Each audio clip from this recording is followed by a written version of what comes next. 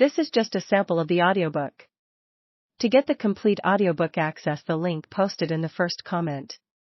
Man, disciplined professional that he is, has moved into perfect position, 3,000 feet to my left. He's also low, and he's probably cussing under his breath because I'm putting him in the weeds. In some ways, he's got a tougher job than I do because he has to watch both my airplane and the ground ahead of him. I know that right now, his head is swiveling back and forth, checking his 12 o'clock position, then looking at me, then back out the front again, and back at me. He's working hard to stay alive, but he's not complaining. There's some turbulence rolling off the nearby mountain ridges, and it pounds my airplane with a quick sledgehammer blow. I'm briefly lifted out of my seat, tight against the straps. Enough of this. Time to climb a bit. I pull up ever so slightly and gain 100 feet of altitude almost instantly. My wingman follows. The extra altitude will allow us to spend more time looking around for enemy airplanes and missiles instead of fixating on the ground ahead. I glance at the waypoint distance indicator, displayed in front of me on the angled glass of the head-up display, or HUD, mounted on top of my instrument panel. It shows 7 miles to the initial point, IP, the start of our attack run. Cato is my wingman today. He and I have switched roles for this mission. Normally, I'm a wingman, but I've been preparing to upgrade to flight lead, and Cato has graciously allowed me to lead today's flight. He's trusting me to run the whole show. If we don't find and destroy the target, it'll be entirely my fault. I'm loving the challenge.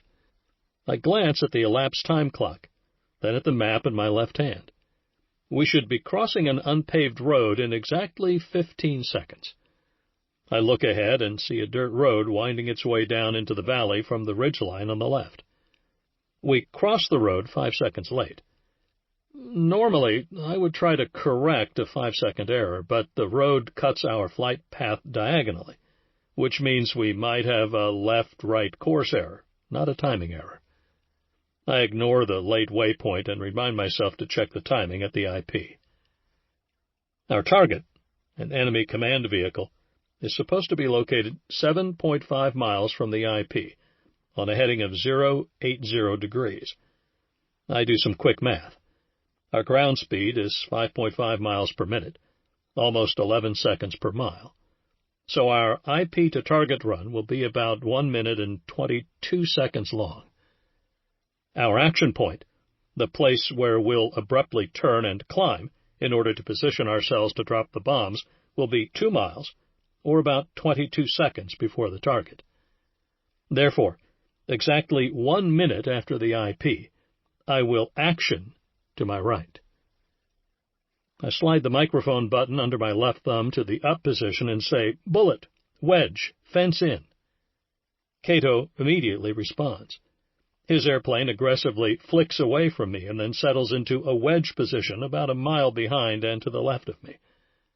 This will allow him to cover me as I attack the target. It will also keep him out of the blast pattern from my bombs as he makes his attack run behind me. He'll drop his bombs on a nearby troop bunker. We're in enemy territory now, across the fence, and our fence check will prepare our airplanes for what's to come. I reach down and move the master arm switch to arm. I've already selected the underwing pylon stations from which I want the bombs to drop, and specified which of the bomb's fuses will activate when they fall.